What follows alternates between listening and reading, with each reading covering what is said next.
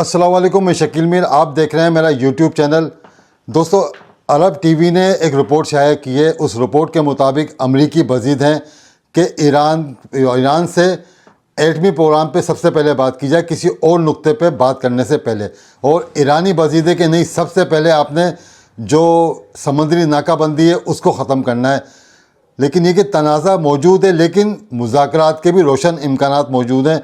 Al Jazeera के मुताबिक Washington और इसराइल 2 से 3 हफ्तों की मुख्तसर जंग चाहते हैं। और इस जंग का मकसद क्या है? सिर्फ मकसद ये है कि उसको अपनी मर्ज़ी के मुज़ाकरात पे कायल करना ईरान को। इस हवाले से एक वीडियो है इमरान रियाज खान साहब की। पहले ये वीडियो देखते हैं, फिर इस पर मज़ीद बात करते हैं। डोनाल्ड ट्रंप एक दिन जंगबंदी करता है और साथ ही अगले बयान के अंदर वो ऐलान जंग कर देता है। यानी आप डोनाल्ड ट्रंप को प्रिडिक्ट नहीं कर सकते। ये अमरीकी तारीख का एक अजीबोगरीब किरदार है। एक पोस्ट करता है कि हमने अपने अहदाफ हासिल कर लिए हैं, हम जंग जीत गए हैं, जो काफ़ी है।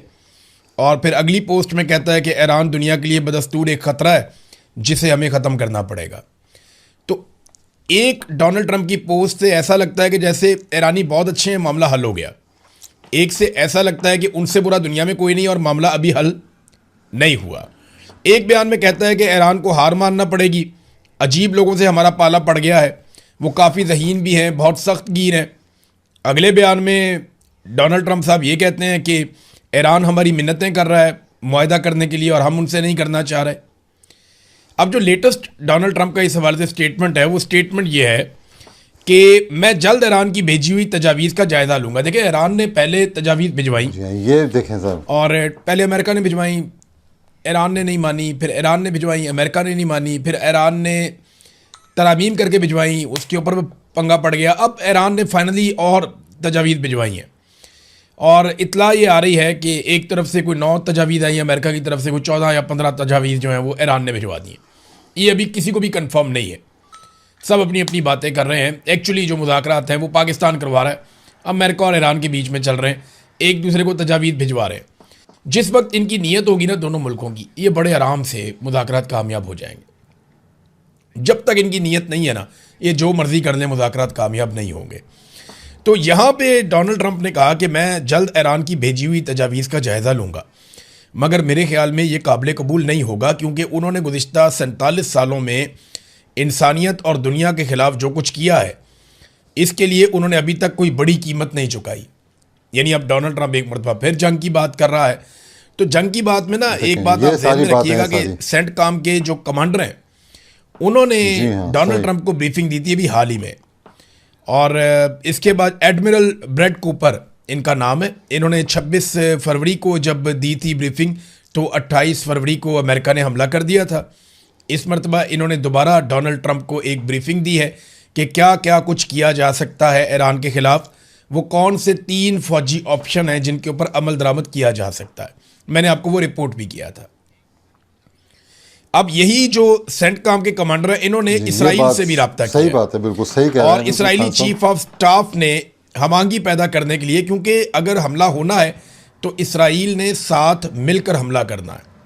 और इस मरतबा अरब ममालिक में भी बहुत सारे दिफाई साजो सामान वो ले रहे हैं, उनकी भी तैयारी है, वो अब किसी और पिच पे हैं। पिछली मरतबा हालात कुछ और थे, इस मरतबा हालात थोड़े से मुख्तलिफ हैं। इस मरतबा अरबों का नुकसान भी हो चुका है और ईरान के पास ये शवाहिद भी हैं कि अरब ममालिक की सरजमीन से ईरान पे बार बार अटैक किया गया है। और ईरान की गवर्नमेंट से जुड़े लोगों ने बाकायदा निशानदेही कर दी है उन अहदाफ की जो अरब सरजमीन के ऊपर मौजूद हैं और जिनको वो कहते हैं जी हम निशाना बनाएंगे। चाहे वो सऊदी अरब में है, कतर में है, यूएई में है, बहरीन में है, उर्दन में है, उन्होंने बताया जी हम इन अहदाफ को निशाना बनाएंगे। सिर्फ वहाँ पे ओमान एक ऐसा मुल्क है जिसके साथ अभी तक ईरान का कोई फड्डा नहीं है। तो सेंटकॉम के जो कमांडर हैं, उनका अब राब्ता हुआ बताया था 3 हफ्तों की जो जंग करना चाहते हैं चीफ ऑफ स्टाफ से, ताकि महंगी पैदा की जाए कि अगर हमला होता है तो किस तरीके से किया जाएगा। और ये खाली इतनी बात नहीं है, डोनाल्ड ट्रंप को ब्रीफिंग देने के बाद सेंटकॉम के कमांडर कूपर जो है वो फौरी तौर पे मिडल ईस्ट आ गए। एडमिरल ब्रैड कूपर इस वक्त मिडल ईस्ट में मौजूद हैं और यहाँ पे जो दिफाई तैयारियाँ हैं उनको हतमी शक्ल दे रहे हैं, या जो जारहाना हिकमत अमली हो सकती है अमरीकी फ़ौज की, उसको हतमी शक्ल दे रहे हैं। और वो जायज़ा ले रहे हैं तमाम चीज़ों का ग्राउंड पर आके, डोनाल्ड ट्रंप से मिलना, वहाँ पे ब्रीफिंग देना, और उसके बाद फौरी तौर पे इसराइली चीफ ऑफ स्टाफ से रब्ता करना और फिर खित्ते में उनकी मौजूदगी और वहाँ पे ऑपरेशनल तैयारियों का जायज़ा लेना, ये सारी चीज़ें इशारा कर रही हैं कि अब दोबारा लड़ाई हो सकती है, कशीदगी दोबारा बढ़ सकती है। डोनाल्ड ट्रंप को फेस सेविंग चाहिए। डोनाल्ड ट्रंप ने कई मरतबा कहा कि मैं जंग जीत गया हूँ लेकिन मैं बहुत बड़े मार्जिन से जीतना चाहता हूँ। तो बहुत बड़ी फेस सेविंग डोनाल्ड ट्रंप को चाहिए, जिसके बगैर पॉलिटिकली वो अमेरिका में बहुत बुरी तरह डैमेज हो गया। अमेरिकन्स का एक देखें, मैंने आपको पहले भी बताया था, अमेरिकन्स भी एक ऐसी कौम है जो बड़े फ़ख्र के साथ जीते हैं। अब आपको ये अच्छा लगे या बुरा लगे, अमेरिकन्स के अंदर भी एक बड़ा फ़ख्र है, एक बड़ा प्राउड नेशन है। वो ये कहते हैं जी हम किसी से नहीं हार सकते, हमने सारी जंगें जीती हैं, हम आइंदा भी जंगें जीतेंगे। और उन्हें कमज़ोरी बिल्कुल पसंद नहीं है। वही जो मैंने आपको बताया ना, 3 हफ्तों की जो जंग होने वाली है, वो यही बात हो रही है। प्रेसिडेंट हार गया और जो प्रेसिडेंट हारेगा या पीछे हटेगा वो उसका खुमियाजा भुगतेगा। यानी जिस तरीके से जो बाइडन अफगानिस्तान से निकला, सही, उसका बहुत बड़ा डैमेज हुआ उसको पॉलिटिकली, और बड़ा मजाक उड़ाया उसके मुखालिफिन ने उसका। तो अगर डोनाल्ड ट्रंप यहाँ पे ये अधूरी जंग छोड़ के आ जाता है और ईरान को दुनिया फातेह समझती है, तो अमेरिका को तो डैमेज होगा, डोनाल्ड ट्रंप को पॉलिटिकली और उनकी पार्टी को बहुत बड़ा डैमेज हो जाएगा। तो ये वो चीज़ें हैं जिनकी वजह से खदशा है कि खुदा न खास्ता दोबारा खित्ते में पाकिस्तानी कोशिशों के बावजूद लड़ाई लग सकती है। तो एक तो ये चीज़ हमें दिमाग में रखनी पड़ेगी। ये क्या कह रहे हैं, लेकिन सदर अहमदी नयाद जो ईरान के साबिक सदर हैं, उन्होंने जो एक स्टेटमेंट दिया ना, वो बड़ा इंपॉर्टेंट है। मैंने उनका स्टेटमेंट पढ़ा और बड़ा बामानी किस्म का उन्होंने स्टेटमेंट दिया। उन्होंने कहा अब दुनिया ये कबूल करने को तैयार नहीं है कि एक कौम समंदर पार बैठकर बाकी तमाम अक़वाम की किस्मत का फैसला करे। डॉलर और फौजी दबाव पर मबनी निज़ाम अपना असर खो चुका है। अगर वाशिंगटन अपने जवाल से बचना चाहता है तो उसे एहतराम का लफ्ज़ सीखना होगा। जी हाँ, ये हम बात कोई बड़ी अहम है। कॉलोनी नहीं है, हम हज़ारों साल पुरानी तहजीब हैं। ईरानी सरजमीन पर उनका किया गया हर हमला दुनिया के इस हिस्से में उनके असर रसूख के खात्मे को मज़ीद तेज़ करता है। वो ये करते हैं, जितना वो हमारे ऊपर हमला करते हैं ना, इससे दुनिया में उनका असर रसूख कम होता है, अमेरिका का, उससे बढ़ता नहीं है। और डॉलर के हवाले से मैं अभी आपको, क्योंकि यहाँ पे बात हुई कि डॉलर के ज़रिए से और फौजी दबाव के ज़रिए से दुनिया को कंट्रोल करते हैं, तो यहाँ एक बहुत बड़ी खबर है, ये भी मैं आपको ये बहुत अहम बयान है इनका, एक सुनने वाला बयान है। ये कदम उठाया है। वर्ल्ड अफेयर्स नाम की जो एक वेबसाइट है, उसने ये खबर भी जारी की है और आलमी मीडिया में छप भी रही है। चाइना ने 2 बहुत बड़े कदम उठाए, लेकिन पहले आप ये देख लें कि Russia and China started trade in Russian rouble and Chinese yuan currency only stopping ये बात यूजिंग डॉलर्स। वो ये कहते हैं कि रूस और चाइना जो है वो रशिया और चाइना की करेंसी के अंदर ट्रेड करना शुरू हो चुके हैं, और सिर्फ इसी में वो ट्रेड करना चाहते हैं ताकि डॉलर का रास्ता रोका जा सके, या डॉलर के इस्तेमाल को कम किया जा सके, या उसको रोका जा सके। ये डॉलर के लिए अच्छी बात नहीं है। ये 2 बहुत बड़ी मईशतें हैं। अगर इनके नक्शे कदम पे 1-2 और मईशतें चल पड़ी, फ़र्ज़ करें अगर कल को जर्मनी कहता है कि हम यूरो के अंदर ट्रेड करेंगे, हम डॉलर में नहीं करेंगे। जर्मनी दुनिया की एक और बड़ी मईशत है ना, टॉप 5 के अंदर यही है। इंडिया है, जर्मनी है, जापान है, अमेरिका है, बरतानिया है, फिर रशिया भी टॉप 10 के अंदर आता है। चाइना दुनिया की बड़ी बड़ी सुनने वाली रिपोर्ट है, सुकून के साथ। तो अगर ये ममालिक जो है ये कह देते हैं कि हम अपनी अपनी करेंसी के अंदर ट्रेड करेंगे, और इंडिया जैसा एक बड़ा मुल्क भी ये कहता है कल को कि हम डॉलर में ट्रेड नहीं कर रहे, जिस मुल्क के साथ कर रहे हैं हम दूसरी करेंसीज में देख सकते हैं, तो अमेरिका के लिए बहुत बड़ा इशू हो जाएगा। और अगर डॉलर नीचे जाएगा तो अमेरिका का जो सुपर पावर का स्टेटस है वो ख़तरे में आ जाएगा। चाइना ने एक और स्टेटमेंट दिया है, और ये ज़रा सख्त है। देखिए, अमेरिका ने पाबंदियां लगाई हैं कुछ बहरी जहाज़ों पे, कुछ कंपनीज़ के ऊपर, कुछ रिफाइनरीज़ हैं उनके ऊपर, कि वो ईरान के साथ ट्रेड कर रहे हैं। अब इसमें जो स्टेटमेंट दिया है चाइना ने, चीन की वजारत तजारत ने ऐलान किया है कि वो ईरानी तेल खरीदने के इल्ज़ाम में निशाना बनाई गई 5 कंपनियों के खिलाफ अमरीकी पाबंदियों की तामील नहीं करेगा। चाइना ने बाकायदा अमेरिका की पाबंदियां मुस्तरद कर दी हैं।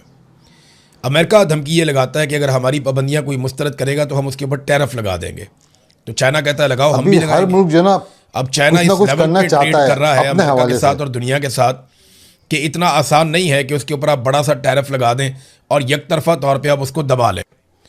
और ख़ास तौर पे उस वक्त जब आपकी फ़ौजें चाइना के करीब मौजूद हैं, यानी चाइना का फासला यहाँ से कम है, अमेरिका का फासला बहुत ज़्यादा है। चाइना थोड़ी सी सपोर्ट करे तो ईरान अमेरिका के लिए बहुत बड़ी मुश्किलात पैदा कर सकता है। तो चीन ईरानी तेल का एक बड़ा खरीदार है, खासतौर पर छोटी और आज़ाद रिफाइनरीज के ज़रिए, जिन्हें टी पॉट्स कहा जाता है। ये रिफाइनरियाँ कम कीमत पर फ़रोख्त होने वाले ईरानी खाम तेल पर इन्हिसार करती हैं। अमेरिका जो ईरान की आमदन कम करने की कोशिश कर रहा है, वो इन पर पाबंदियाँ लगा रहा है। चीन का कहना है कि वो अमेरिकी पाबंदियों को तस्लीम नहीं करता। ये वजारत तजारत है चाइना की जिसने ये स्टेटमेंट जारी किया, और चीनी कंपनियों और इदारों को भी इन पर अमल दरामद या इनकी तामील नहीं करनी चाहिए। चाइना के बाद अपना पूरा एक इकनॉमिक वर्ल्ड है, और अगर वो इससे अपने आप को बाहर निकालता है तो ये कोई अच्छी खबर नहीं है अमेरिका के लिए। ये अमेरिका के लिए मुश्किलात बढ़ेंगी आने वाले वक्त में। डोनाल्ड ट्रंप ने अमेरिका को वहाँ पे लाकर खड़ा कर दिया है जहाँ पे अमेरिकन फौज का बड़ी मईशत है दुनिया की, पहले जैसा नहीं रहा। दूसरा, अमेरिकी डॉलर का असर रसूख जो है वो ख़तरे में पड़ गया है। फौजी दबदबा ख़त्म और डॉलर का असर रसूख अगर पीछे चला गया तो अमेरिका दुनिया की इकॉनमी को कंट्रोल करने की वो सलाहियत खो देगा जो उसके पास गुज़िश्ता कई दहाइयों से है, और ये एक अलार्मिंग चीज़ है। डोनाल्ड ट्रंप इसे कैसे कंट्रोल करते हैं इसके बारे में कुछ कह नहीं सकते, लेकिन डोनाल्ड ट्रंप के जो स्टेटमेंट्स हैं वो बड़े अजीबोगरीब आ रहे हैं। एक तो डोनाल्ड ट्रंप ने स्टेटमेंट दिया कि उन्होंने अपनी नेवी की कार्रवाइयों को बहरी कज़ाकी करार दे दिया कि हम बहरी कज़ाकों की तरह काम कर रहे हैं। अब ईरान के जो तर्जुमान है वजारत खारजा के, वो कहते हैं ये स्लिप ऑफ टंग नहीं है, ये डोनाल्ड ट्रंप के मुंह से सच्चाइयाँ निकल रही हैं कि अमेरिकन नेवी वाकई में इस खित्ते में सारी गुफ्तगू आपने सुनी होगी। जो मैंने आपको शुरू में बताया था कि 2 से 3 हफ्ते की जो जंग है वो अरब मीडिया जो है वो रिपोर्ट कर रहा है, उसका सिर्फ मेन मकसद ये है कि अपनी मर्ज़ी के मुज़ाकरात के हवाले से बातचीत करना। लेकिन जो चाइना है वो कभी भी नहीं चाहेगा कि इस खित्ते में जो अमेरिका है वो आके बैठ जाए। उसकी यही कोशिश होगी कि अमेरिका इस खित्ते से दूर रहे, इसीलिए। लेकिन जो करेंसी की जो बातचीत चल रही है वो भी काफ़ी ममालिक सोच रहे हैं, अगर जैसे चाइना कह रहा है, रूस कह रहा है, अगर और ममालिक ने भी शुरू कर दिया तो खित्ते में एक नई मसला हो जाएगा डॉलर के लिए, और डॉलर की गिरावट जो है बहुत तेज़ी से नीचे आ जाएगी।